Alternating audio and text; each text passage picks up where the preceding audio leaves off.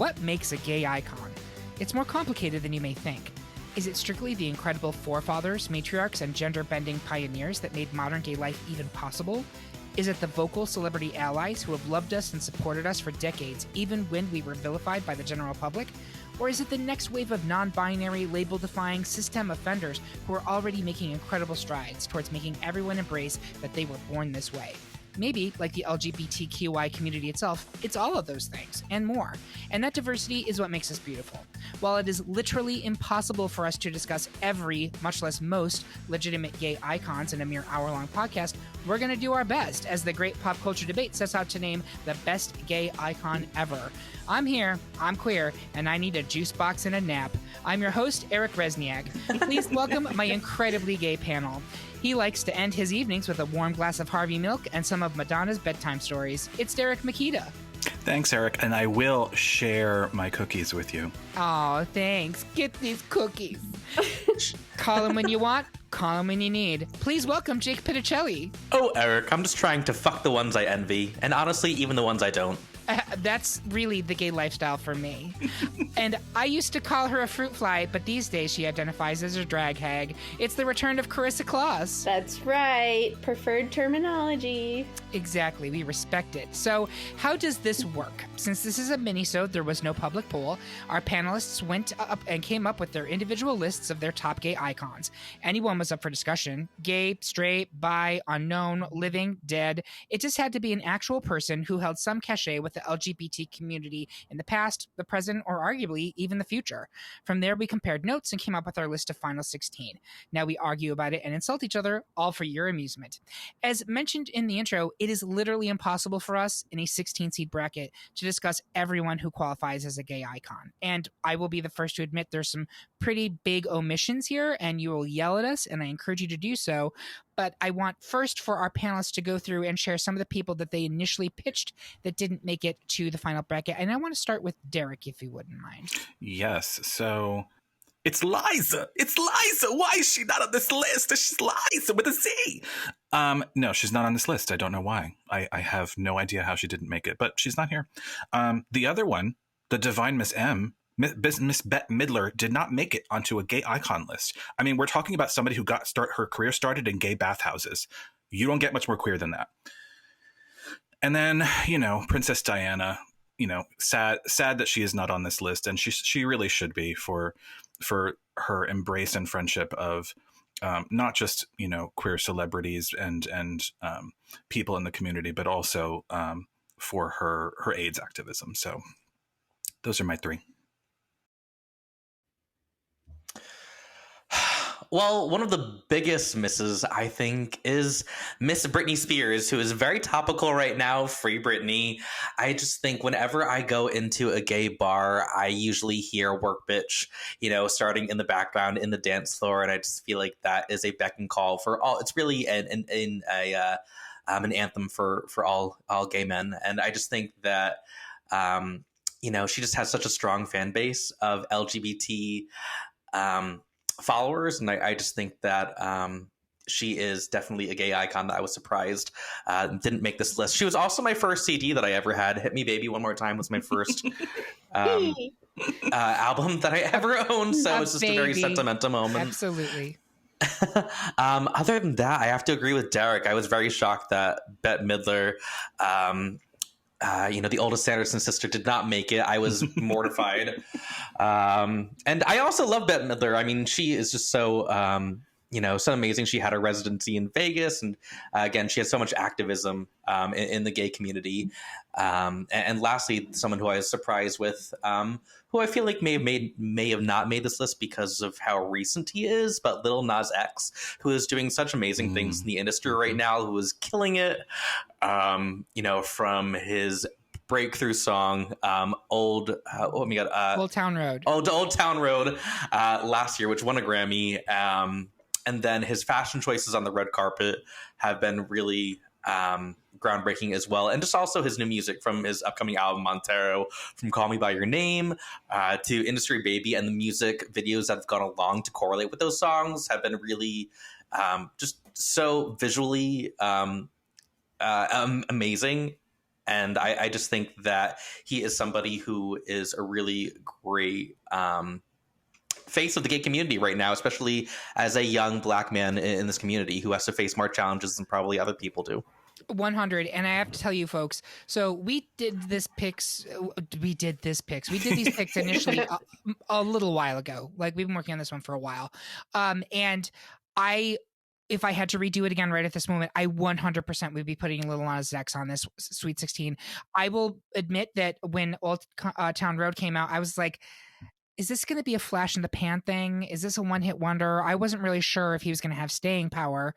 I don't know about his personal life. But I have to tell you right now, I am completely enraptured with him. And it's not just everything that Jake mentioned, which is all true, but the just boldness, and he is ferociously and proudly gay, and his social media presence and his just completely unapologetic, if you are not with this, fuck off, I don't want your energy, this is who I am, and I'm celebrating it after decades of hiding this.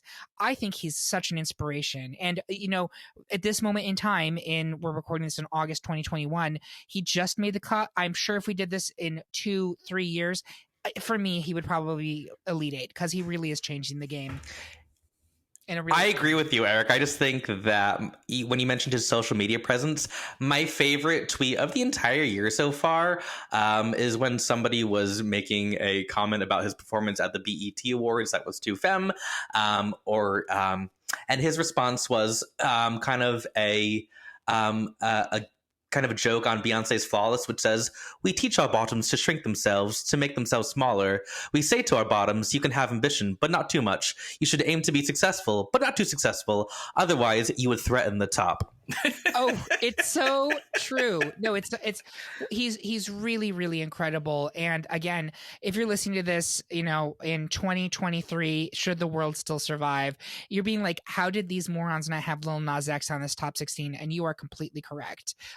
He's incredible. And I also think, for me, he's that voice of this next generation of young gay people who are just like, you've all been dealing with this oppression, like suffering in silence. Fuck that. Like, I'm done with that. I am here. And like, we used to joke, when I'm here, I'm queer, get used to it. Like, he doesn't care if you get used to it or not. He's going to be here, and he's going to be really queer. So I think he's amazing. And that's why we stand. Karissa, I'm editorializing. Go figure. Your list. Yeah, I mean, we'll probably get into this in the episode, but I think part of why all of these amazing people didn't get included is because the pool is so vast and so amazing that the votes just got really spread out. And so I was even trying to narrow down, my picks, and that alone was hard. But I had a handful of really visible trans activists on my list that didn't make it: Laverne Cox, Chaz Bono, and currently Elliot Page, who is just doing amazing things for the trans man community. I think the reason why none of them have representation is because all of them are iconic. I also have my favorite, Jonathan Van Ness, on the list. Yeah. You know how much I love this human, and their Instagram just gives me such joy. And then there's definite lack of lesbians on our list, and I'm sure we will talk about that. But Sarah Paulson is amazing and beautiful and in an intergenerational relationship, and she's just stunning, and I love her. So sad that she's not in this, but she's still an icon in my book. Fully agree. And I'm going to echo Karissa. We have a Sweet 16 here that has a lack of trans and lesbian representation. There's still some on there, but not nearly. It's not even approaching parity, right? And I do, that is what it is, and that's okay. I want to hear your picks for amazing lesbian. Katie Lang's not on here, which I think is a sin. There are so many amazing other lesbians and trans people as well. And I'm just going to put this out there. If you are a lesbian or a trans person listening to this podcast and you're obsessed with pop culture, please come and talk to me, because I want to get these voices on our panel. I'm being dead serious right now. We need to get more of this representation on here. So hit a bitch up. We are very open to pitches. So anybody else, Karissa? We'll probably talk about this in the episode as well, but basically every single person in Paris is Burning. Yeah. Dorian Corey, all of the different mothers of the houses. LaBeija. Willy Ninja. Willy. Yeah. Yeah. And if you're listening to this and you haven't watched Paris is Burning, we've talked about it in a couple podcasts, but please, for the love of God, find it. I'm pretty sure it's on Netflix right now. It is the Rosetta Stone to modern Drag Race culture. Yeah, And- Criterion Collection did an edition of it I think it came out in February 2020. It was like a Valentine's Day present for myself. And it is amazing. The restoration of it is so incredible. I've seen that film so many times, but the Blu-ray Criterion is awesome. So highly recommend seeking that out or streaming it on Criterion if you have it. I will actually go and buy that tonight because I have watched that movie so many times. It's so good. It's so good. Awesome. So I went for my picks. I tended to skew a little bit older as I am already 80% dust. So Divine, I was saddened was not on here. An incredibly important, Divine would not identify as trans, but Divine's sexuality was super interesting. And there was nobody like Divine, Sylvia Rivera. And this was one, and this is going to get me in some trouble. So Marsha P. Johnson does make the bracket as well. She should. But Sylvia was also right there with her at Stonewall. And Sylvia gets forgotten a lot. One of the great joys of my last year in quarantine was watching a lot of LGBTQ documentaries. And Sylvia is featured in several of them. If you have never heard of Sylvia, please look out her story.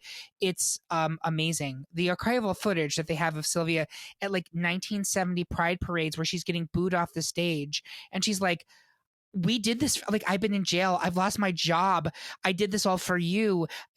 Gay rights is not so that you can have your white picket fence life, like it's for people like me too, and how dare you. It's amazing. She was incredible and a real wake-up call for how poorly we treat our LGBTQ elders, and I'm hoping that's better, not just because I'm going to be one in a few years, but just in general, we owe our leaders more than that. George Michael is killing me. George Michael is incredibly important to me. He was like the first big male celebrity to come out as gay, and in my book anyway. And his music meant a lot to me. I've talked about it multiple times on the podcast, but he was really breaking a lot of boundaries, but also dealing with very intense pain in a way that I felt very connected to. That sounds sad, but it was kind of uplifting. So George Michael. Oscar Wilde I put on there because honestly, like, you want to talk about one of the original gay icons, Oscar fucking Wilde, ladies and gentlemen. Barney Frank, there's at least one other gay politician on here, but Barney Frank was another real door opener for our community, and I don't think we talk about him enough and everything he did. And then finally, Liz Taylor is someone who I think the current generation coming up, like Jake, you're a representative of a younger generation. Are you aware of Liz and her connection to the gay culture? It's fine if you're not. I mean, I'm aware of Liz Taylor, but not in the way that I probably should be. I should be educated more. And that's not your fault. This is one of the things that I really want to work on going forward with the podcast is educating the next generation about things that you wouldn't learn them otherwise, right? Like, you have to have people kind of teaching you these things, but you also teaching me about things that I need to know about what's like relevant in actual gay culture right now. Like, are we still dabbing? I think dabbing is a little 2019. It's a little 2000 and late. Okay, boomer. And also, I will say, I think I pretty much learned all I need to know about Liz Taylor from Liz and Dick, Lindsay Lohan's portrayal in 2012. Do y'all remember that Lifetime? Thank you. Yeah. Thank you. I was going for Elizabeth Taylor, who was Charlotte's dog in Sex and the City, who notoriously got gangbanged in the park. But in all seriousness, Liz Taylor did amazing things for the gay community. She was an incredible fundraiser for AIDS during the height of the epidemic. She befriended so many closeted Hollywood men who really needed a friend at that moment. She's incredible, and I feel like she's kind of become forgotten, and I think we need to give her some flowers. So those are the ones that did not make our bracket, ladies and gentlemen, and that's only the beginning, right? I want to hear what you think in terms of who our gay icons are that aren't included here. So please reach out to us on Twitter at @culture_debate, on Instagram at Great Pop Culture Debate, or leave a comment on this episode at greatpopculturedebate.com. We'll go ahead and we're going to create playlists featuring the music or videos or great performances of some of these gay icons. So send them in, and we're just going to keep adding to this so that you can have something to be playing at your next Kiki.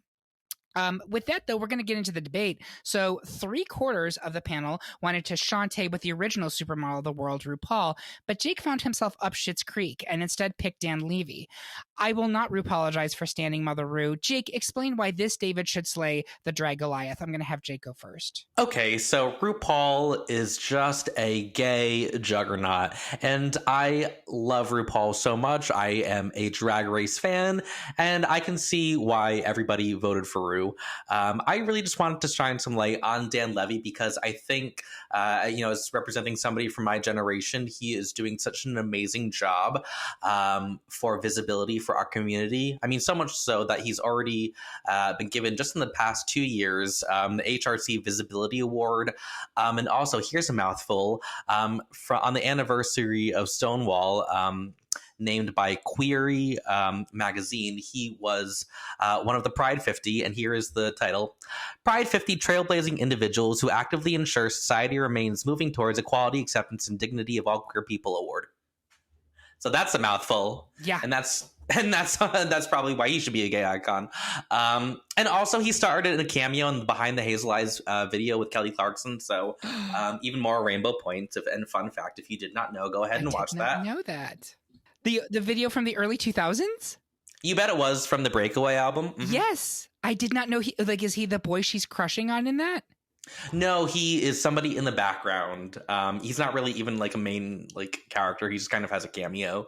But I mean, having a cameo in a Kelly Clarkson video, I mean, that screams gay icon to me. Gay icon, yeah, absolutely. So I am not at all going to take anything away from Dan Levy because I do think, is it Levy or Levy? I always say Levy.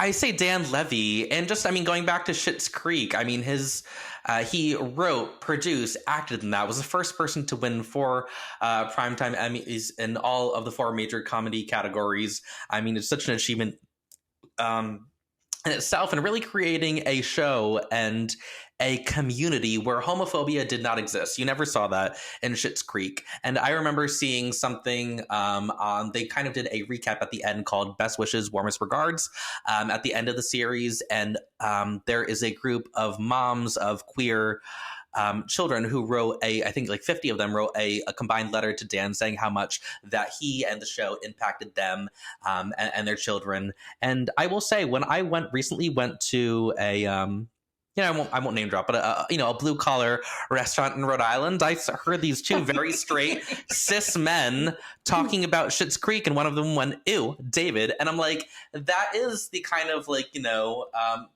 acceptance and equality that we're that we all want to strive for. I mean, I just think that he has had such an impact on not only our community, but people who aren't in our community who may that Schitt's Creek may have been a great, kind of gateway and, into not gateway, but kind of exposure to it. Yeah. So I think he did a great job with that. And again, I understand that RuPaul will probably advance and should for a variety of reasons, but I just did want to take that time to highlight Dan because in the amount of time that he's been in the spotlight and accomplishing all he has, I can't wait to see what he'll do in the future.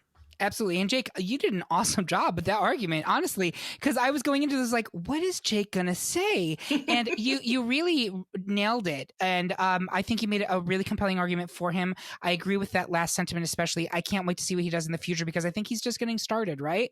Like his legacy is not even just starting to being written. I feel like we're just in the preamble right now, but he is kind of that next generation, right? Who's picking up the ball and making it's not just mainstream, it's just normalized, which is something I think that is kind of amazing. Before I start going into my argument on RuPaul, which is fairly lengthy, I do want to ask my other 2 panelists, should I save this for round 2? Karissa, are you still going to vote for Ru? Yes, I love Dan. I say Levy. I love Dan Levy so much. Like his humor is so pure, and like he's with Jonathan Van Ness in my book. but I am a drag hag, and RuPaul is going to win this argument for me. Okay, Derek. Same. I think you should save the real meat of the argument for the next round. I think that Rue would want me to tuck it away. So we're going to hold on to that argument. We are going to advance RuPaul, but seriously, you did a great job there, Jake.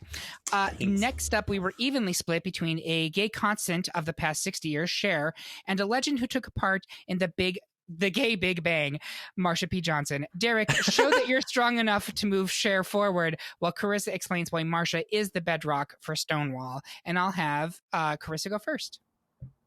Okay, so this kind of was mentioned in the warm-up and it's a little weird because Marsha wasn't really the person who started Stonewall. She actually, the way that she tells the story, she showed up like 40 minutes after it started and the building was already on fire. So yeah, she gets credited. She kind of is the face of this movement, though. When you think about Stonewall, you think about Marsha, and it's not like she was just there. She was a founding member of the Gay Liberation Front. She modeled for Andy Warhol. She was very well known in New York, in Greenwich Village. She was also a sex worker. She hustled to make a living. She lived that life. Plus, she was a woman of color, and she. There's so many instances where things move forward, but then they don't because there's a fear of the more liberal or the more whatever, like the Lavender Menace within the feminist movement, and the gay pride movement told her that she could not march in their parade because they weren't going to allow drag queens because they were giving them a bad name. So she and some friends marched ahead of the parade. Like, they just were really defiant and they did what they were going to do. And she really fought for gay rights her entire life. So she also would regularly, she had a handbag and would hit people with it, but it also had bricks in it. So that's maybe where part of the, that she threw a brick, because she didn't. She actually threw a shot glass. But yeah, she regularly carried bricks and did hit people with her purse. So, things get conflated, but she's still an icon for that time and that movement and for living her life openly and unapologetically. Yeah, it's the bravery associated with especially trans women of color, and they weren't even called trans women at that point. Back in the 60s and the 70s, my God, I think, growing up gay in the 90s in a small little town was hard. I had nothing on these women. What incredible strength they had and bravery. So yeah, before I go into it, Derek, please take it away on Cher. Well, before I go into the argument, I want to just do a little PSA moment and just say one of the things that you guys are going to hear throughout all of our arguments is, rather than our usual repartee in normal podcasts where we might be tearing down the opposing bracketeers to bolster our argument, I very much doubt that that's going to happen in this podcast. And I think that speaks to the strength of the icons that are in these brackets, but also how the queer community as a whole, as fragmented as it is, tends to stick together on their celebrity icons. So I just wanted to put that out. Also, if you are playing along at home and you are using the word icon or iconic as the typical great pop culture debate drinking game, please put the bottle down because you'll be on the floor by the end of this. You have to drink responsibly in this one, Yeah. people. I'm so sorry. Yeah. Or at least a few shots with water in between. It's too much. It's too much. So yes, I'm not going to use my time to argue against Marsha because that would be entirely unfair. And honestly, she exists in a different way for queer people than Cher does. However, as I was making my list of icons, they all had to pass one test. And this test would this person beat Cher or hold a candle to her? And honestly, none of us can remember a time when Cher wasn't with us. She is an LGBTQ cultural touchstone. Her friendship and collaboration with Bob Mackie helped her evolve into a fashion symbol, beloved by gay men everywhere. And she is literally the face that launched 1,000 drag queens. Without Cher, we would not have Mother Dust, Chad Michaels. So let's ruminate on that for a moment. She's been there for us, but she's been there for her own as well. There would be no Chaz Bono without Cher. She supported Chaz in the 90s when he first came out as a lesbian. And though she struggled a bit during the early days of Chaz's transition, she never stopped loving and supporting her child. So she's a steadfast advocate for the queer community. She's the ultimate ally. She's a rule breaker and a survivor. And for anyone that's seen her Twitter account, she does not give two shits what anybody else thinks. And she just wants to let you know. It's so true. And this is why we love her. So she may be 150 years old, but she will always be a gay icon. And I would argue that she is among a very select group at the very top of this list. Jake, where are you on this? Wow, what a choice. I mean, I love Cher. I've seen her live. She is amazing. Sharing is caring. Goodness. And Marsha P. Johnson, I agree with what Derek is saying. She is there in the way for a community in a different way that, you know, Cher is an entertainer, whereas Marsha is an advocate. I mean, I truly feel that Black trans women are our community's past, present, and future. So I am, I just think that you really can't choose between the two, but I just think when I think of gay icon, I instantly go to Cher. I mean, that is just, I get what, you know, the candle test, like, I mean, can you hold a candle, to Cher? I mean, just between, you know, her camp, her support for the ally, for the community. And I just think her arsenal of work that she has behind her, I just think that there is no way that I can advance her forward. I think it would be a sin not to. Yeah, and this is this is choosing between two things that are both amazing and in completely different ways, right? Although that said, like, Cher actually has had really important political moments with the gay community. It's not just she's fabulous and we love her because she sings and she's beautiful and all that. Like, she is, I mean, if you want to talk about it, she's kind of representing our LGBT moms too, in a way that very few people on this bracket are. And that's impressive. That's a good point. I think Marsha is incredible. You will not hear me say anything. And I do think there's so much amazing documentary material out there about the Death and Life of Marsha P. Johnson is a documentary that's available on Netflix. I highly encourage you to watch it. It taught me a lot of things I didn't know about Marsha, about the circumstances surrounding her death. And it is, again, we need to do better by our LGBT elders.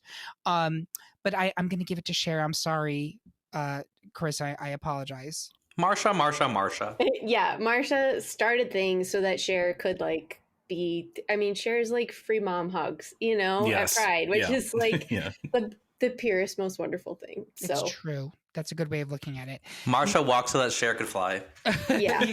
So that she could turn back time. Next up, the panel was unanimous in its decision to advance the lesbian that everyone at work can agree on, Ellen DeGeneres, over the legendary master of filth, John Waters. I do just want to make a second to say that John Waters is a completely different kind of gay than Ellen DeGeneres is. And I think what he did for decades in his movies was to make people look at not just queer people themselves, but a queer sensibility and that outsider film, but was also managed to sneak into like mainstream movie theaters. Like, he's an incredibly subversive person, and I hope, as you know, the LGBT community continues to become more embraced by the mainstream, and that's a wonderful thing. But I also hope we don't lose that outsider mentality. Like, we have a unique viewpoint, and I don't want that to get washed away. And that's, I think, the real beautiful part of John Waters is he is able to see things in a way that I don't think the average suburban person can. And that is such a read. I'm sorry, but I'm putting it out there. But he serves it to them in a way. Like, I really recently, like in the last couple of weeks, watched his Hairspray, which was on HBO. It might still be, with Ricki Lake, and Debbie Harry plays. I never put that together until now. Velma Von Tussle, absolutely. Yeah, she's fucking amazing. And Divine is in there in the dual role, which Nina West is now going to be playing on Broadway, which is also amazing. That movie holds up, and it has so much commentary on race and race relations, as well as just like teen girls being overprotected, you know. it's really awesome. And I'm glad that that story is still being performed and happening and people are still watching it. And that's just one example. I honestly think a lot of the John Waters filmography really does stand up. And you're right, Karissa.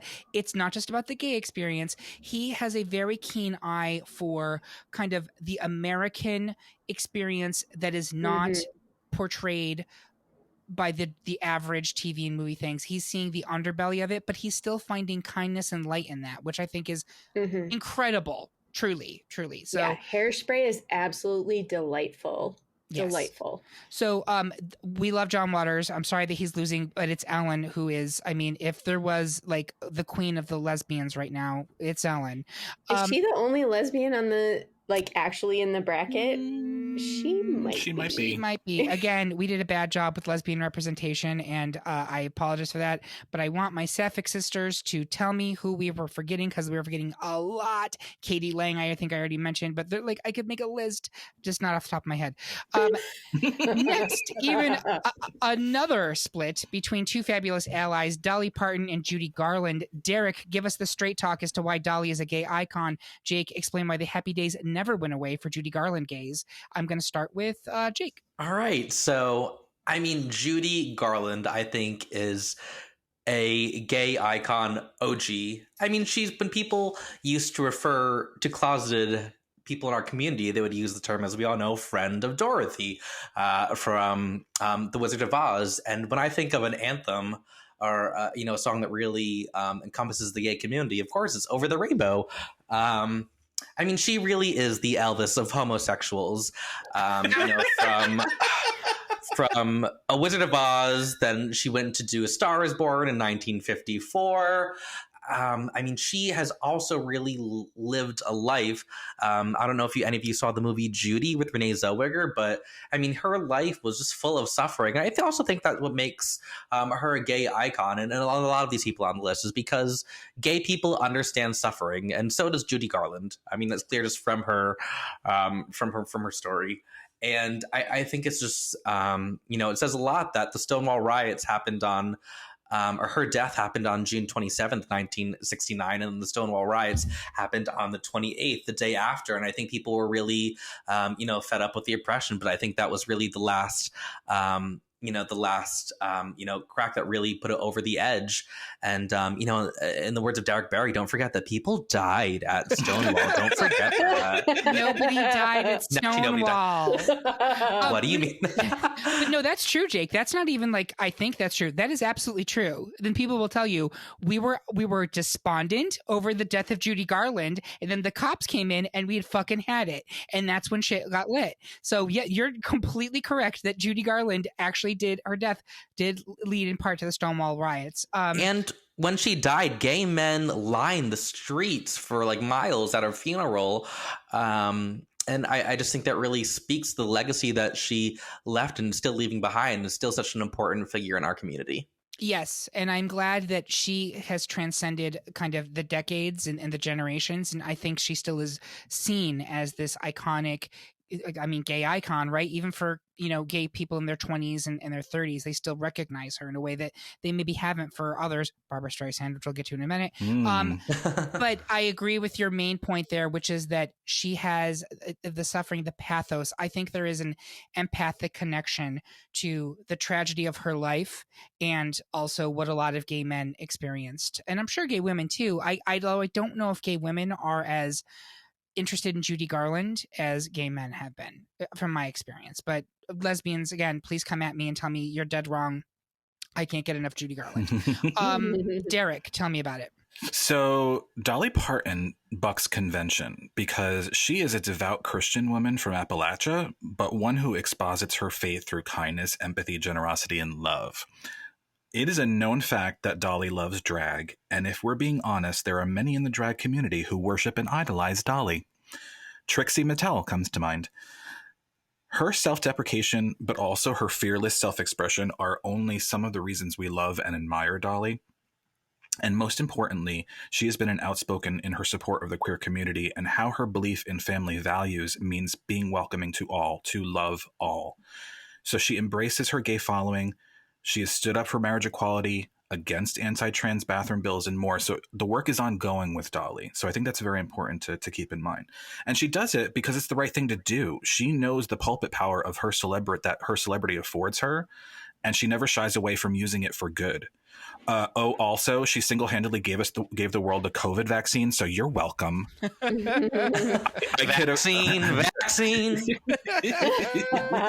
I mean, I kid, of course, but in truth, Dolly always puts her money where her mouth is, and her heart is bigger than anyone can measure. So if only there were more like her. Seriously, ain't that the truth? Please clone Dolly. Isn't the sheep that they cloned first named Dolly? Yes, that's true. Clone actual Dolly Parton. Science, make that happen. Karissa, where are you?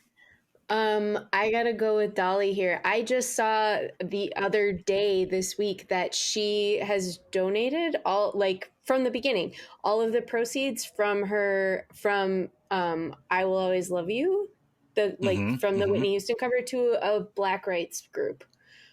She's amazing. She puts her money where her mouth is, and she shows up. So, and she's doing it currently, which is what tips it for me. So it's interesting. Initially, I had gone with Judy here, I think, initially on the bracket, and I think they're both really compelling arguments. But there is something that occurred to me while Derek was talking about Dolly, which is that what makes Judy connect with the gays is that that suffering, that I am the horrible things that happen, but I'm going to persevere. Happy days are here again. That whole thing. Dolly is a gay ally because she chooses to be. And she's very active in it in a way that I think Judy was a little more passive. And I'm not knocking Judy. The thing that swings me, it starts playing back to the fact, like, we call them Friends of Dorothy. Although I believe there's also the argument that it was Friends of Dorothy Parker, not necessarily a Wizard of Oz reference. I don't Friends know of Dorothy's Bornak. It's Dorothy's Bornak. Exactly. So I'm torn on that, but I feel like I'm leaning toward Dolly because you are right. She's choosing and I think there's something very powerful about an Appalachian, came from a very poor white upbringing, who has chosen consistently to be like, no, my gay fans are my fans. I stand by them. I'm for this community, and she has never wavered. I think that's actually very important. So, and also not just her gay fans, but her Black fans, and like everybody. You know, she really, she puts her money where her mouth is. That's a good point, Karissa. She had an Instagram live chat, and someone sent her a question saying, "What do you think of Black Lives Matter?" And she's like, "Of course, I think Black Lives Matter. Do you think it's just our little white asses that matter?" And I was like, "Yes, that's right." Dolly has a big tent, and I'm not just talking about her blouses. I think that I'm switching to Dolly. I'm sorry, Judy Garland fans. No. That was a tough one, though. I think it's maybe the toughest one. Oh, I take that back. We have another tough one coming up. 3/4 of us wanted to strap on a cone bra and strike a pose to represent for Madonna, but Jake's tastes were a bit more golden, as he wants to move forward B. Arthur. Karissa, why is Madonna a ray of light in the queer community? Jake, explain why there's Maud than meets the eye with B. And I'm going to have Jake go first. I wrote the script in 10 minutes. I wrote it in 10 minutes, folks. Wow. You're just going to have to deal with it. All right. I had to go with B. Arthur on this one. As much as I do love Madonna, she is a gay icon for sure. She is amazing, but B. Arthur, I mean, between Maude, The Golden Girls, which are two shows that were such ahead of its time, and she played such a strong feminist character in both shows, and both shows, well, I should mention, did feature episodes featuring, men in those episodes who were coming out, and I think that wasn't really a storyline for many sitcoms during that time, much alone, to be a storyline for three or four, elderly women in Miami in the 1980s. That being that aside, she is definitely an ally for the gay community, in the fact that, on her passing, she left $300,000 to the New York gay homeless shelter, the Ali Forney Center, which now has the B. Arthur residence, which features 18 bedrooms for LGBT youth. Comes with logo in each room. I don't know, maybe, probably, I don't know. And I mean, Golden Girls is like the gayest show ever. I mean, I can't tell you how many like Golden Girls drag bingo or Golden Girls drag nights or whatever that I see all the time popping up. And I could see how I'm kind of on the fence with this, but I'm just such a hardcore Golden Girls fan. So B. Arthur, thank you for being an ally. So I and listen, you all know me. In no way am I ever going to disparage the icon that is B. Arthur. You left out the Star Wars Holiday Special, which is one of our most that's a good point. celebrated B. Arthur moments, in which she's actively trying to fuck a Tusken Raider. What's more gay than that? With you. Exactly. So I nothing against B. Arthur, but she's up against Madonna. Right. And I think this is a generational thing, truly, because Jake, you were born in 2002, right? Yeah. 2002. Yeah, exactly. He wasn't actually born in 2002. No, I was born in 1993, and I love Madonna. I've seen her live. She's amazing. Yeah. I just think born in 1993 means that you became aware in the early 2000s. And I think at that point, and I'm not saying this. I'm not saying yes, this. You are. Yes, you are. It I'm needs to be not said. saying it. No, at that point, Madonna was still amazing. So I could go into Derek's argument, but first I want to check Karissa. That is some Madam X shade. I'm wearing an eye It's patch. also a PSA that the Madam X variant, I fear that's next. So Karissa, did Jake's argument for B. Arthur sway you, or are you sticking with Madonna? I mean, it was great, but Madonna is the queen of pop. She is a music queen. She is also a movie star. She's done books, like really good selling coffee table books. Like she's done the sex one. Everything. Right? She's done everything. And she's all about reinvention. She's super sex positive. She's highlighted queer culture kind of from the beginning. And she saw Vogue and she did Vogue, but she also took Vogue actual extravaganza, House of Extravaganza dancers with her on the Blonde Ambition tour. Like she didn't just say, oh, this is great, let's pass this on to a bunch of white people. She saw it, spotlighted the culture and brought them with her. So she's been uplifting and supporting the community her whole life. I mean, and she's also just culturally, she goes by one name. There's only one other person on this bracket that goes by one name, Like she's a movie star. She did the Super Bowl show. How many drag night of 1,000 Madonnas? That alone. Kimono Gate is iconic. Kimono Gate. Also, I just recently learned that David Fincher directed her video for Vogue. So yes, he also did Express Herself. That's awesome. That's so cool. They're amazing. Yeah. So Madonna gets the tip scale for me. So I think, Derek, with your permission, we'll just hold on to your Madonna argument till round 2. I don't think I had Madonna as an assignment, but okay. Oh, okay. No, I had Madonna was my assignment. Oh, You're it was welcome. Karissa. I'm sorry. I have several things to say about Madonna, and I will hold on to those for later. Perfect. Good. 3/4 of us also moved forward the King of the Queens, the late, great Freddie Mercury. But Jake wanted more contemporary gay royalty, raising up Billy Porter. Derek, find somebody to love Freddie. Jake, why are you finally ready for Billy? And I'm going to have Derek go this time. Yeah. So Freddie is a unique queer icon in that he's one of the few, if not the only, bisexual men on this list. Freddie He might be the only bi person in the entire bracket. He might be. Isn't Lady Gaga bi? She is. No, okay. that is true. So Freddie was a charismatic trailblazer in his own right. He pushed conventions and was brazen in his flamboyance in a time where it was not rewarded or encouraged. He showed young people they could be proud of themselves in a world that was not ready to accept them. There's no questioning his star power and contributions to the world of music, nor that it was his rock career that afforded him some leeway in that self-expression, especially when we're thinking about the 70s and early 80s. Gender bending was really a thing that was solidified in the Bowie vein. But most importantly, Freddie solidified his status as a queer icon in the twilight of his life after having contracted HIV and bravely disclosing that he had AIDS. So he put a public face on the disease and showed the world that you could be a beloved celebrity while also battling AIDS. His legacy lives on in the Mercury Phoenix Trust, which was founded in 1991 by his Queen bandmates to fund and support AIDS organizations. And over the years, that organization has founded over 1,000 projects and given away over $17 million in his name. So, yes, Freddie is a complex gay icon, but he is certainly a deserving one, and he lived his truth, and he did it his way. Yeah. And I have a lot to echo there, but I want to pass it on to Jake. Yeah, so I hear all the arguments that you're making for Freddie Mercury, and they're all very valid. I went with Billy Porter, who I really like to consider the baby of his generation. Kidding.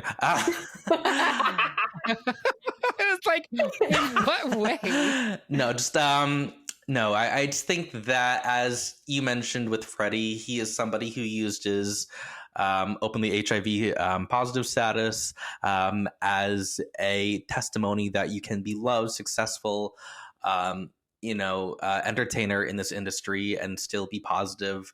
And I think Freddie Mercury did open the doors or helped, Billy do that. But as a Black man, I'm sure he, has more challenges or is featured more discrimination, I can imagine, because of that. He also is very, his talent is unquestionable. He's almost an EGOT. He has a Tony, an Emmy, a Grammy, a Tony for Kinky Boots, an Emmy for Pose, he's the first black gay man to win that award. He also is a fashion icon. I don't know if you've seen his red carpet looks at the Met Gala. Oh my God. Amazing. Amazing. But they are just a piece of art. Serving, absolutely. And he also won Talent Search in 1992. Just another fun fact. Really? Yeah, at $100,000. Wow. So, which I did not know until I did some research on that. So, I mean, that's pretty iconic. What did he do? What was his thing? Do you know? I think he just sang. That's amazing. I'll have to look if I can find a video, but I mean... Was it Star Search or Talent Search? Sorry, Talent Search. Talent Search. He said Okay. Talent Search. Yeah. Yeah. None of this Ed McMahon bullshit. I mean, we say that, but Britney was on Star Search. Oh, I wanted to be on Star Search. Like I you spent all weekend watching Star Search. Yeah. And Soul Train. Oh my God. God, Soul Train. Talk about icons. My God. Oh, we're dating ourselves. We are. Well, who else is going to date me? But in all seriousness, Billy Porter is amazing. And what's incredible to me is he's kind of always been in Hollywood since I've been paying attention. Like, he was in the Broken Hearts Club. That movie came out in like 2000, 2001. Like, he's been there for a long time. And he's been clawing up, the way. And a huge moment with Kinky Boots for sure. And now Pose. Again, he's someone who I feel like his legacy is still being cemented. Like, he's really just getting going. He's coming into his prime, I feel like, in his power as a gay icon. Whereas I think I'm putting it up against Freddie, and Freddie has a capital L legacy. Mm-hmm. So that's why personally I'm going with Freddie. Carissa, where are you on this one? Yeah, I'm in the same boat as you. This was a really hard choice for me because I think Billy Porter is a fashion icon, and on Pose, he's my favorite character in a cast of people that I just adore. There's so much wonderful. This is just wonderful against wonderful, and it's really hard to choose. And so, yeah, I'm with Freddie Mercury on this one. Sorry, boo. Sorry, pray tell. Sorry, pray tell. Exactly. Another unanimous decision. This time, Elton John is still standing over a woman in love, Barbra Streisand. Even though I agree with this, enough is enough. I have to speak on Miss Streisand's allure. I will be brief because I know we're running long. I will just say that I kind of referenced this a little bit ago. I do feel like today's contemporary younger gays have no concept of Barbra Streisand. Mm-hmm. And I would really urge you, like, it is my passion in life to convince you, just watch Funny Girl and the tugboat scene. That alone, and you're going to be hooked. I'm done. I get it. Okay, where do I go next? She is amazing. She has a gay son, by the way. Talk about gay moms. And I don't think that she's getting enough credit currently. And it is my job to change that. So I'm going to let it go because I do believe Elton John should advance here, but justice for Barbara. Finally, another tied vote, this time between pioneering LGBT politician Harvey Milk and bombastic LGBT ally Lady Gaga. Derek, dive down from the top of the Super Bowl and raise Mother Monster. Karissa, give us a history lesson on the importance of Harvey Milk. I'll have Karissa go first. Okay. So Harvey Milk, I really hope that if you haven't heard of him, you at least read his Wikipedia page, if not watch the feature film that was made about his life, the biopic. When was that? That was it was long enough that we ago. weren't criticizing people for playing straight men for playing gay men. Right, point, because it was Sean Penn, right? Because it was Sean Penn, and you can't do that now. And frankly, I'm glad you can't do that now because that's fucking bullshit. Just putting that out there. Anyway, stopping up my soapbox. Go ahead, Karissa. No, this whole episode is Soapbox City. So he was the first openly gay elected official in California. It was in the 1970s. He lived in the Castro in San Francisco. And he was, a lot of people saw him as a political visionary. Like he had really inclusive goals and also was like willing to put in the work and, you know, make the plans to make stuff happen. And so he was kind of a mover and shaker, and people were really, really into him, but also he drew a lot of spotlight, and was assassinated in 1978 by the guy who, wasn't he the one who claimed the Twinkie defense as correct? Yeah, it's such bullshit that he was eating too much junk food and it made him crazy, and so he had to go kill the first openly gay politician in his state. Okay. So yeah, he was taken too soon, which probably is going to, you know, it hurts his icon status, because who knows what he could have done. You know, he had a lot of backing. He had the vision. He was very popular where he was. And he was really, if you watch the biopic, he's presented in a way that's really palatable. He could kind of cross bridges, you know, he could mend communities and reach he wasn't just speaking to gay, white, cis males, you know, he was speaking to community, and willing to put in the work for that. So I think that's what makes him iconic and definitely a political icon. But I also think that the fact that his life was cut so short, it is real tragedy. Yeah. Derek, what about you? I mean, okay, so Lady Gaga, where do I begin? I dare you to find a more outspoken gay icon at this current moment in history. She knows the queer community has been and always will support her self-expression. She is humble and she is grateful for that support. She has literally said, quote, "Because of the gay community, I am where I am today," unquote. We give and she gives us more. So let me put it this way. There are a lot of big names on this list, and many of them have gradually come to learn of their queer following and eventually embraced us. With Lady Gaga, we've literally been key to her genesis, and she knows it. You know, she's also a part of our community because she came out as bisexual in 2009. In 2011, she founded the anti-bullying nonprofit, the Born This Way Foundation. So she doesn't shy away from wading into politics and taking stands that would be polarizing for other celebrities. Her music has been a soundtrack for every gay club for over a decade. And actually, I would argue that the trajectory of Lady Gaga's stardom has made it possible for more queer artists to be themselves and outspoken, like Lil Nas X referenced before. So she doesn't just make pop music, she makes art. She has made pop music and art. I think you know where I'm going with this. Justice for art pop. She stands on the shoulders of artists before her and takes everything to new heights. Every time we think we've seen the limit of her talents and advocacy for our community, she steps it up again. So in short, if you were to put every gay icon in these brackets, put them in a blender, and fashion a queer super being, it would be Gaga. Fashion icon? Yes. Music superstar diva? You betcha. Activist? Smash that patriarchy, Gaga. Mother monster? Most assuredly. A more beautiful queer amalgam I dare you to find. Well, there you go, ladies and gentlemen. I have to tell you, I was on the fence. But I'm a free bitch, baby. I'm going for Gaga. You're on the edge. I'm on the edge of glory. On the edge of glory holes. Okay. I've Jake. also been swayed. Have you? Yeah. Yeah. Oh, wow. Are we unanimous for Lady Gaga? I Jake? think so. I am. Yeah. Yeah. Talented, brilliant, incredible, never the same, amazing. Yes. Yes. You can have 99 people in a room, but you only need that one to believe in you. And she actually has 4, so good on her. There you go. All right. We're moving Lady Gaga forward into round 2. That is it for round 1. We are going to take a quick break, recite the entire script to Mean Girls, and we will be right back.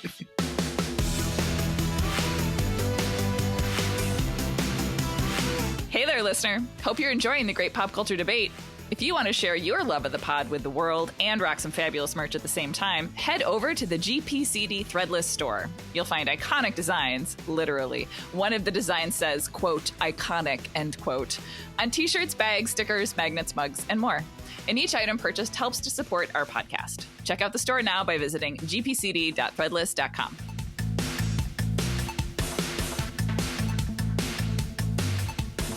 Welcome back to round 2 of our best gay icon debate, ready to disappoint our families and potentially you once more with feeling. Before we continue, I want to have our panelists tell you where you can find them on social media. Derek. Yes, you can find me on Instagram and Twitter at DRKMKT, which is my name with the vowels removed. Great. How about you, Jake? You can find me on Instagram and Twitter at JTaesoo. That's TAESOO. It's my middle name. JTaesoo _. Yeah, like and subscribe. Like and subscribe. Karissa. Yeah, I'm on Instagram semi-regularly and Twitter very rarely at Karissa Kloss. All right. And as for me, you can definitely follow the @Great Pop Culture Debate on Instagram and @Culture_Debate on Twitter. And you can also do @Eric Rezsnyak on Instagram and Twitter, I believe. That's ERICREZ as in zebra, S as in snake, N as in Nancy, YAK. So with that out of the way, we're going to move on to the debates. First up, we have RuPaul versus Cher. And RuPaul would hate this battle, by the way. She really would. She would hate it.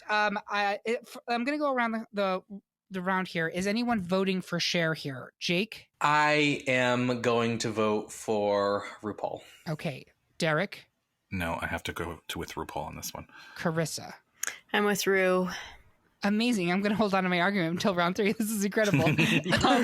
So that is, and it's scandalous, right? Because we were just saying, like, who can compare it to Cher? Yeah. Fucking RuPaul can compare it to Cher. Mm-hmm. And we'll go as to why in a minute. Next up, it is Ellen DeGeneres versus Dolly Parton. I want to start with Carissa. Where are you on this one? I'm with Dolly. All right. Jake? I gotta go with Dolly. And Derek? Dolly. I'm going with Ellen, and I guess I'm now going to defend Ellen DeGeneres, which is not an easy thing to do in 2021, by the way. That's why you're there. We actually share a birthday, me and Ellen. That used to be a good thing. Right, Oh. not so much anymore. So No, I mean, it's still, I don't know, depends. here's the thing about Ellen. It's a difficult time for her right now. If you've not been paying attention, obviously, her very long-running, extremely well-rated talk show is coming to an end because of allegations of intense bullying behavior behind the scenes. I do want to point out, and I am not in any way dismissing any of the complaints raised against her, I find it fascinating that this happened not only to Ellen, but to another lesbian who also had a talk show that was wildly popular about 15 years ago, because Rosie O'Donnell felt the exact same fate, where suddenly everyone's like, oh, she's crazy and mean, which it's just so interesting to me that only seems to happen with the lesbian talk show hosts. So strange.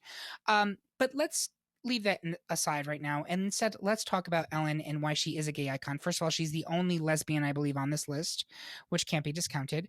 Secondly, when Ellen came out in the 90s, it was huge. Like, this was a big fucking deal, and it destroyed her career. So in case you don't know, Ellen had a fairly popular sitcom at that point on ABC. This is mid-90s, I'm going to say 96, 97, and she decided that she was going to publicly come out. I believe it was Time Magazine did the cover story with her. I think it even was, "Yep, I'm gay," was like the actual cover text.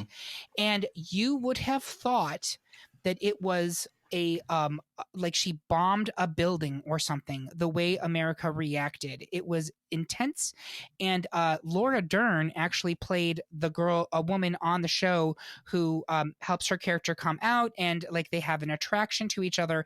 It destroyed Laura Dern's career for decades, and Laura Dern's not even gay.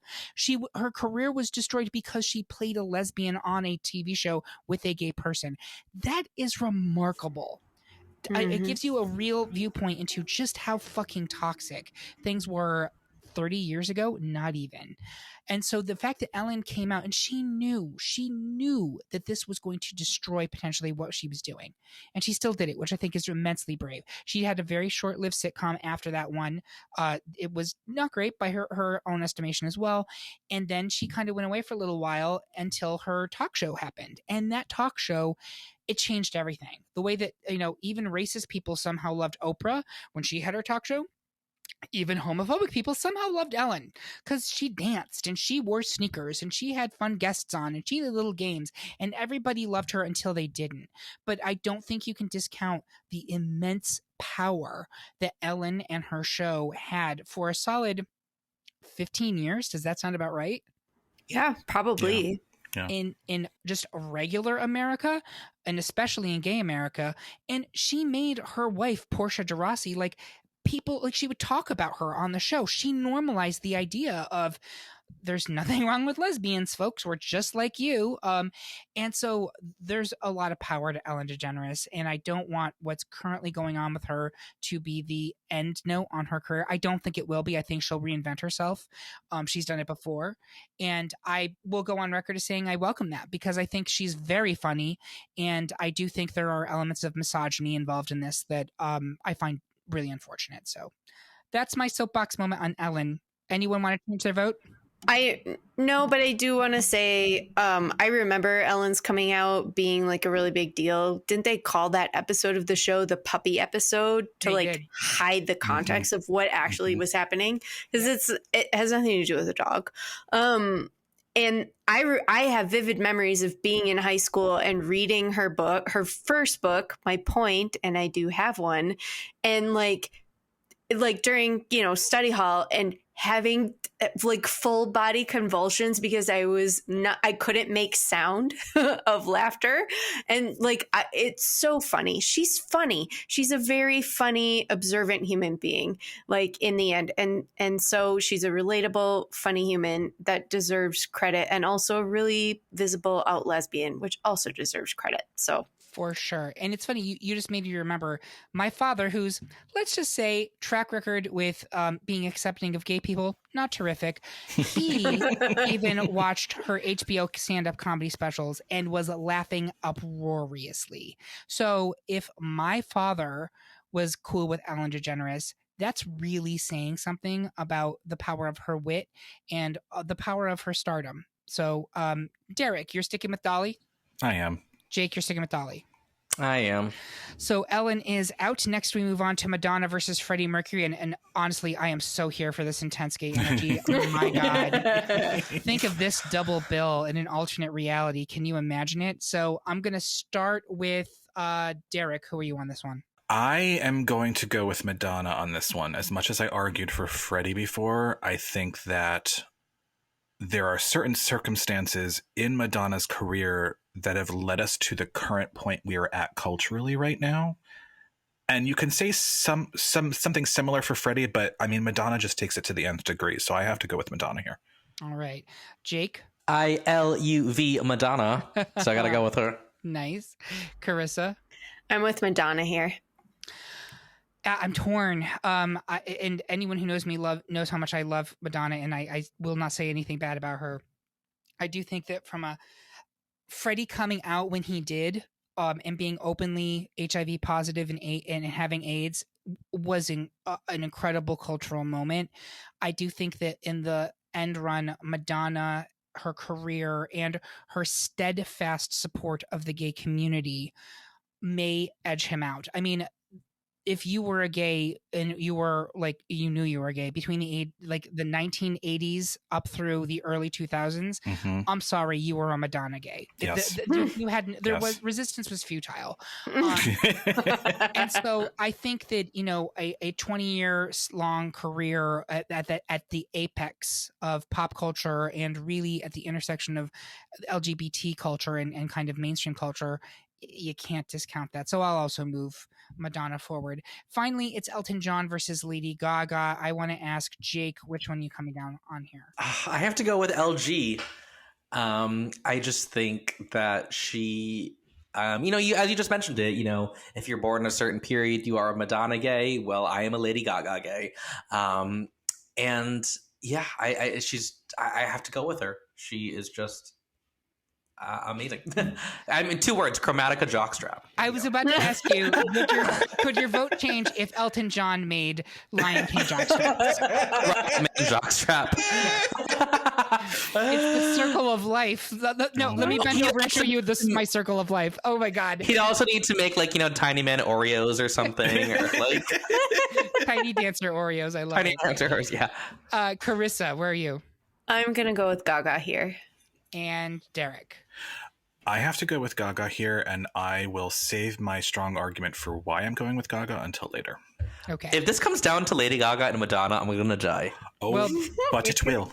It's going to come down to those two in the next Final Four. I will say that Elton John, I do want to speak on Elton John, because as much as I was saying that, Freddie Mercury coming out was a big deal, Elton John was out, I think, even earlier than Freddie Mercury. Yeah. He's early 80s, I think. And he's also, I think, technically bisexual. I don't know if that's how he's identifying now, but in the 1970s and 80s, he was identifying as bisexual. He was married to a woman. He has done, again, you want to talk about people who have done incredible things for the gay community. Elton John donates an incredible sum of money to supporting AIDS charities, and has for years. I think at a certain point after the 90s, any royalties he received immediately went to charity. Like he was just like, yeah, I don't need any more money. I'm good. He's an incredible musician, an amazing songwriter, and even his early songs that were not at the time obviously about being gay, now you look at them and you're like, oh, okay, no, these are clearly about being gay. Same thing, by the way, with George Michael. Like, yeah, the circle jerk of life. But Goodbye Yellow Brick Road, like his 1970s stuff, there is that it's almost like the Judy Garland level of suffering and trauma that he's going through, and he survived it. So I do think that we need to speak on Elton John. He's had so many different phases of his career. All of them are impressive, and I don't think he gets a lot of credit right now. I suspect that, and I'm not saying this, I shouldn't even say this, but I'm just, once we lose Elton John, and I hope that's a very long time from now, I think Elton John will be regarded in this almost like deific look, the way that we look at John Lennon. I think we will look at Elton John. But it's not until he hits that point. That's my point. I don't want to get to that way, because I hope we have Elton John for many years coming. He still, by the way, is making very good music. I don't know if anyone keeps listening to him, but he releases songs and they're still really solid, which is more than can be said for a lot of his contemporaries. So I understand that we're moving Lady Gaga forward, and I respect that choice. You honky cats. So next, the final four: RuPaul versus Dolly Parton and Madonna versus Lady Gaga. I always like to take a step back and say, is this the final four that I was imagining? Not even close. Really? No, Really? It's really not. It's really not. I had some more historical figures making it farther in my bracket, but that's okay. I see very vital current. I see one member of the gay community, a bisexual, and 2 long-standing allies who defined kind of gay culture for decades and still do. So I think it's a good final four. I think they are 4 of the most iconic people on here. I think Cher might edge out Dolly Parton, in my opinion, but she was up against RuPaul. So, Eric, it's really funny that you say that this isn't the final 4 that you predicted, because I think if I go back to my brackets, this is the exact final 4 that I had. well, aren't you namby-pamby? I know. I'm looking at it right now, Derek, and it is. And what was my final 4? I'm curious, Jake. Can you tell me? Yours was RuPaul, Ellen, Harvey, and Freddie. I told you. Mm. So Yeah. not great. What was Carissa's? I'm curious. Mine is RuPaul, Dolly, Madonna, and Harvey. So almost. Pretty close. Not bad. Yeah. So we're going to dive right into it, folks. The first it is RuPaul versus Dolly Parton. And I'm going to go around the horn here. Derek, where are you? I spoke solidly on Dolly earlier in this episode, but I have to go with RuPaul on this because of the cultural juggernaut that he has created. Okay. Karissa? I'm in the same boat, and also because RuPaul is the last person of color that we have in this, and also RuPaul is actually gay, versus Dolly Parton being as much of an advocate as not a participant can be. So that edges it out in my book, but I'm excited to hear the pro RuPaul arguments. It's coming. Jake? Yeah, I have to go with RuPaul as well. I mean, just what she's done for the culture between her many spin-offs and DragCom. And there's still more to come. You know, I just feel like, yeah, I mean, they're the definition of a gay icon. Absolutely. All right, so we are going to advance RuPaul. I'm going to save my argument to the final two. This sometimes happens, by the way, on our podcast, where ultimate number one seed just sails right to the last thing, and then you're like, we've actually never discussed this. So we'll get back to you, RuPaul. Don't call us; we'll call you. Madonna versus Lady Gaga. I find this one to be much more challenging, and I'm going to start with Jake. I have a feeling I know where you're going. Yeah, I mean, she wore meat. Lady Gaga, got to go with her. I love her. She also came in an egg, which I think is impressive. It was a vessel, an egg. Thank you. Karissa. This is really hard for me because Madonna was so influential to my 90s girlhood. And I have such visceral memories of hearing her music and acting out the videos and all of the things. But Gaga, I'm not a huge Gaga fan. I just don't really listen to her. It's not really my jam. So it's just not my thing, but I have mad respect. But what tips it for me was when she did the song Till It Happens to You about sexual assault. And it was she is beyond being a gay icon. She is a feminist icon. She is an icon for abused humans. And that's what is going to get my vote in the end. So I'm with Gaga here. Derek. So I'm going to be a little bit contrarian on this because I feel very strongly about Lady Gaga in this bracket. However, like Karissa, Madonna played a very strong role in my childhood as a burgeoning gay youth. And I think that I didn't really fully appreciate her position in the community until I did finally come out and realized how influential and important she was. I am going to stick with Madonna on this simply because I don't think Lady Gaga, as she exists right now, would be possible without Madonna laying the groundwork for her. And I know that's a strong statement, but I think it is accurate. I think it's completely accurate, and I think even Lady Gaga would tell you that. In fact, I do distinctly recall back when Born This Way came out, there was that controversy that, oh my God, she ripped off Express Yourself, which to this day, sorry, I don't hear it. Both songs have a 4/4 beat. Oh my God, that's so rare. What? And then Madonna even played into it, and I was like, oh no, Madonna, please don't do that. You've been so good about sharing the crown. Let's not do this now. But Lady Gaga said, I worship at the altar of Madonna. I wouldn't be who I am without her, as you said, Derek. That to me, though, is not an argument for why I would not put Gaga above her here, because I do think that as much as Madonna did incredible things for the gay community, it's interesting that someone, I think it was Karissa, mentioned the Vogue thing, because yes, she did take the various house dancers with her on the road, etc. But there are definitely people in that community who feel that Madonna ripped them off and stole their culture and profited off of it. So it's not 100% a positive thing for them, even though I don't think she was deliberately trying to do cultural colonialism or anything. But we didn't even have those words then. Didn't. Exactly. It's so true. And I think we can, armchair quarterback it now. But I think for her, she's like, this is amazing. I want to share it with the world. And I don't think at that time the world would have been paying attention had it been the actual legendary ball practitioners out on the road, right? It was because Madonna brought them spotlight.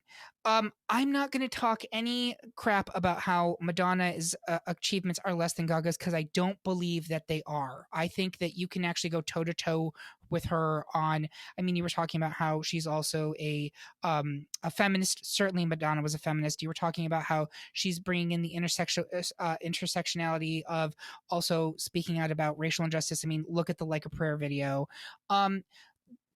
There was so much that she was doing back then, but where I'm giving the Gaga the edge here is I feel like, and I've made this argument a couple times, she's just getting started. Lady Gaga's in her, 30s? Yeah, probably mid to late 30s, yeah. And she already has, Grammys up the wazoo, an Oscar, Golden Globes. I mean, she is performing with Tony Bennett next month at his farewell concert. I mean, and she's already had a residency. She's done the Super Bowl. The best is still yet to come for her. And she still has that movie coming up this year, House of Gucci. Patrizia, It was a name so seductive, so powerful. The accent I'm living for. That movie is already iconic, and we've only seen stills and tiny previews at this point. Yeah. It is camp. Father, Son, and House of Gucci. So good. I'm already living. But I really think she's just getting started. And there's not a doubt in my mind that her advocacy for the LGBTQ community is only going to continue to grow with her. At no point do I feel like a commodity with Gaga. I feel like she stands with me. It doesn't feel put on. It doesn't feel like when Target rainbow washes things. I feel that Gaga is one of us. And she is. She's bisexual, right? So that is not to say that Madonna's not. Again, I'm not in any way disparaging Madge. It's just I see years from now Lady Gaga doing things in this space that I don't think Madonna has done yet, and I don't know if it's going to happen for her. So that's a shitty argument, but that's my argument. So that gives us a final 2 of RuPaul versus Lady Gaga. It's basically season 9, episode 1 of RuPaul's Drag Race. It is notable for the only episode in which RuPaul himself never appears in drag in that episode, by the way. But so let's talk about it. So I have yet to make my argument for RuPaul, which I'd spelled out in the beginning.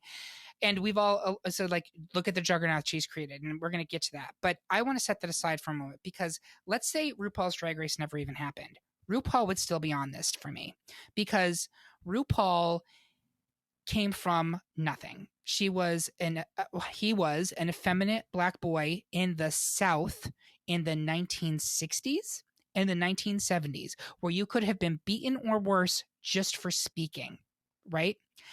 And he got it together, and he started making his inroads into the scene in Georgia, and then he made himself into New York, and he came from nothing and turned himself into a nightlife icon in the 90s, right? That's through hustle. That's through making it happen. That's through just working your ass off.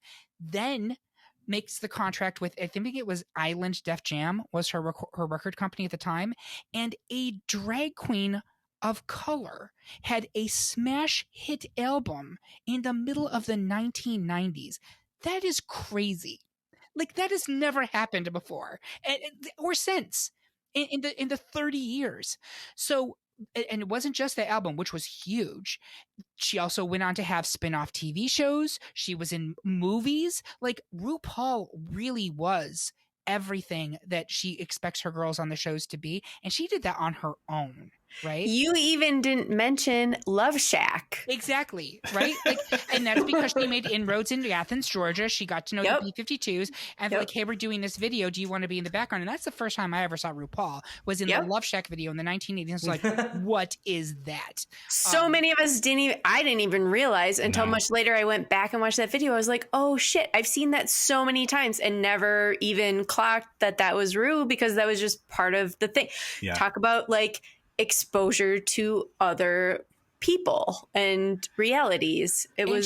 She steals the entire video and she doesn't even speak. But Nope. you cannot take your eyes off of her. No, can't. So there is the star power of RuPaul goes beyond just the glitz and the glam and the runways. There is like she's an actual like burning furnace that like just keeps going. And there's a lot of archival footage that I've seen in these gay docs from New York in the 90s, and seeing RuPaul in the 90s like going around in these shitty apartments in like Brooklyn and stuff is a hoot, because she's actually very soft spoken but still kind of all business. It's so interesting. I highly recommend checking those out if you can. So even if Drag Race had never happened, I still argue that RuPaul would be on this bracket. I don't know if she'd be where she is right now, but she'd be on this bracket. Then this motherfucker comes back in the late 2000s and creates an entire industry around the art form of drag that literally did not exist prior to that. Yes, there was drag everywhere. Absolutely. There was drag shows at every club in every city in America. Vegas had residencies, whatever. But we are talking about an entire generation of drag performers are now superstars who can't just make a living, they can make a very good living. And she created that. It did not exist. You didn't have Bianca Del Rio's touring. Like there was, before Bianca, we had Coco Peru. Could Coco Peru sell out the entirety of Carnegie Hall on her own? I don't think she could, although she should, because Coco's amazing. But like, that's all because of RuPaul, folks. All of this is because of RuPaul. And so I just don't know how you can argue that it's not just about the show. She created a fucking system for the gay community that also is embraced by more than just the gay community, but it is about intrinsically the gay community that I dare you to find anyone else who's come close to doing what she has done. Anybody else want to talk about either Ru or Gaga here? I'll talk about Ru. First of all, RuPaul is problematic. RuPaul is a very problematic human being and is also a problematic person in the gay community. However, so much that is good, so much that I love about the gay community is I know about because of RuPaul. I really struggled with putting people on the bracket because I was like, should Trixie and Katya be on as one thing? And also one of my personal queer icons is Alaska Thunderfuck. She's my favorite. I have her logo tattooed on my arm.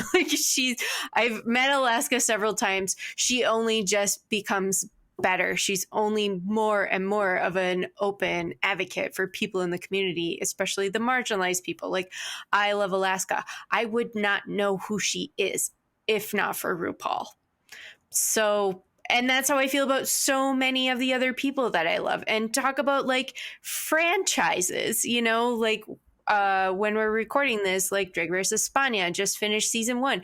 Amazing, incredible. We've got Holland coming up. Like RuPaul has done a movement that is worldwide. Correct. Which I think can't be discounted here. No, and I'm not going to argue with you. She's problematic, and there are a lot of people who find a lot of things to be finding fault with RuPaul. And I think that bitching sometimes drowns out the fact that nobody's perfect. We cannot expect even our icons to be perfect. They are human beings. And she's done and said some stuff that people aren't going to agree with. But please do not allow that to drown out everything she has given you. I find it to be very short-sighted to allow the negatives. I'm not saying don't criticize, but I'm saying criticize with some respect. Put some respect on your mouth. That's what I'm saying. Derek? I will also say that she brings together people in the community in a way that it might have existed before, but it wasn't as centralized before. If we think about like all the Drag Race viewing parties that happen on a regular basis at gay clubs and bars, if we think about the Drag Race viewing parties that bring friends together on a regular basis at their own homes, like there wasn't that sort of regular viewing opportunities or regular cultural moments to come together and like just take it all in. And I think that you're right. She has built a media juggernaut off of something that was for so long just taboo and marginalized and in the shadows. And I think things like the show Legendary on HBO and the show Pose, I kind of wonder whether those shows would have been brought to the forefront by mainstream media had mainstream media not taken note of the success of things like RuPaul's Drag Race. I doubt it. And for anyone who's like, well, Paris is Burning has been out there since the 90s. Paris is Burning has been out there since the 90s, and no one did anything close to this for 30 years until Drag Race became what Drag Race is. Also, I know about Paris is Burning because of Drag Race. Correct. I know about the Queen because of Drag Race. Correct. And so it is, like you mentioned this, Derek, it's not just the viewing parties, it is building its own community. There are times where that community is really toxic, and that is a conversation we have to figure out. Because even right now, All-Star 6 is airing. For reasons I cannot understand, Jan is just being absolutely torn to shreds on social media, and I don't get it, but it is like Not this. Not this. Yes, not this. It is the pitches and the pitches. I mean, she's got great pitch. The pitchforks and the torches just coming after her. Yeah. Stop it! Like we've got to get this fandom under control. But this show built community. Real built a community that really wasn't there before, and it's one that intersects with many other communities in a way that I think can be leveraged in a really great way. Jake, were you going to say something?